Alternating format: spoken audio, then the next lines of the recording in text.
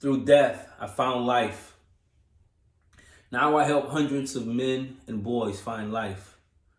I was a wayward teen who was emotionally numbed, who had low self-esteem, low sense of self-worth, value, who was a follower, and who sought acceptance through approval of his peers, whether it's good or it's bad, which led to a lot of poor decisions on my part. And one of those was suddenly becoming a drug dealer.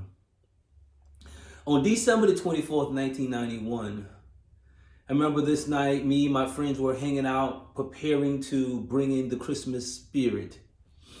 But we were smoking weed, drinking, and about 10:30 that night, a car pulled up. A driver and a passenger, they both wanted to purchase some crack cocaine from us. So my friend walked over to the car and began to make the transaction. But the driver did not want to buy the drugs. His intention was he wanted to rob us for the drugs. So he snatched the drugs out of my friend's hand, grabbed his arm, and began to speed off. My response was I shot into the car, hoping that he would release my friend, which he did. And unfortunately, a few hours later, we found out that one of the bullets had hit him, and he died a few hours later. 2 days after that, I was arrested and charged for murder. 6 months later, I was convicted by a jury and sentenced to prison at 19 years old for life, with the possibility of parole after serving 20 years. Nothing can prepare one for entering a prison environment. Prison is an environment that is a dark, hopeless, an environment full of despair, dejected spirits, and full of violence. And I was sent to one of the worst prisons in South Carolina at this time, which was Allendale Correctional Institution. I remember just a week into my incarceration, I saw a guy get stabbed 20 times and died before the medical staff came. So that just heightened my sense of survival, be in survival mode for many years of my incarceration, where I did not have time to think about the impact that my crime had on anyone. I didn't have time to think about my victims. It was all about survival. But there was something deep in my heart. Something was in my heart that always whispered to me in the wee hours of the night in my prison cell to find redemption, to make peace with my victims. Do not allow my prison sentence to be filled of survival only and not redemption. But every morning when I would wake up, I would suppress that voice and go into survival mode. And that's how I lived for about 3 to 5 years of my incarceration. But one evening I was sitting down and the show came on, Oprah Winfrey show came on at 4 p.m. And on this show, this particular episode, she was talking about gratitude and journal writing.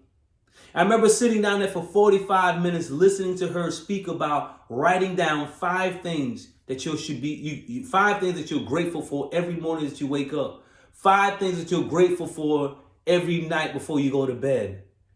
And I remember listening to it and I'm saying to myself, like, I have 1,000 reasons why I should be ungrateful. I am unhappy.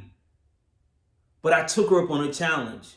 The next day I went to the prison canteen and I got several notebooks and I began journaling my thoughts, my feelings, my emotions, my ideas. My journals became my therapist. And I remember shortly after that, I began feeling a sense of shift in the way I saw my sentence, my circumstances. I realized that prison was not just a place of punishment, but it was a place of possibility. It was a place of an opportunity for me to bring about change the mindset that I had, break away from my mental prison, which I was capable of doing. So I began writing my thoughts every day. So I no longer woke up every morning complaining about my circumstances, but now seeing possibilities in the most darkest of places. Another instrumental thing happened to me maybe a year later after after my journaling, I joined the hospice. Hospice gave me an opportunity to work with the men who were the most violent of people, the most cold-hearted individuals early on in life. But now in their last days on earth, I saw a cold heart transform into a heart of remorse, a heart of grief, a heart of redemption. I saw that in these men. And I decided then that this is what I want. So it became the framework for my own personal process of redemption. I realized that in prison there was two levels in prison. There was a recriminalization and there was a decriminalization. Recriminalization is where men go through this process of engaging in the activities of the environment that continue to reinforce the criminal thinking and the behavior that led them to prison. This is where they also learn new ways of committing crimes. But the decriminalization is a path that very few travel in prison.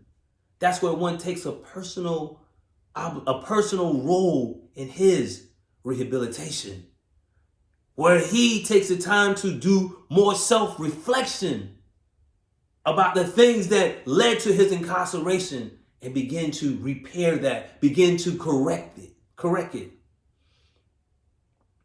So this became a framework for me. So that voice got louder and louder over my years of incarceration about using this time of incarceration for redemption, to honor my victim. This became a louder voice, and I began to pay more attention to it. So what I came up with is understanding that there was two levels of prison, which became the framework for what I call the 5 stages of incarceration. What is the 5 stages of incarceration? These are the stages that individuals travel throughout his time of incarceration. And I noticed that I travel through these same stages. The first stage is self-denial. This is where individuals enter into prison in denial about the core issues that led to their incarceration. Whether it's addiction, whether it's abuse, whether it's abandonment, whether it's grief, whatever that is. Many live in a state of denial about that. And then we go to the second stage, which is called anger. Anger is created from shame, pain, and hurt. And it's attached to the areas of self-denial, that addiction, that abuse, that abandonment, leads to the third stage, which is called victimization. This is what individuals have no responsibility, no accountability, no sense of self-worth, no empathy. They see themselves as the victims, not the ones they have harmed, but they see themselves as the victim, which is the first 3 stages. And in these 3 stages, individuals continue to cycle in and out of the first level of incarceration, the recriminalization. They continuously cycle in that stage of recriminalization. Now we talk about the last 2 stages, decriminalization, that level, and what comes under that, forgiveness, transformation. I remember understanding the power of forgiveness. Many days I spent seeking forgiveness from my Creator for the crime that I committed.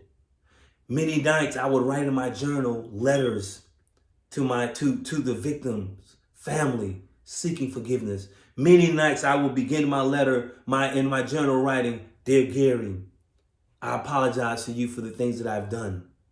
Gary was my victim, the guy that I shot." I would write many letters to myself, "Dear Lester, I forgive you." I would write letters to those who have harmed me.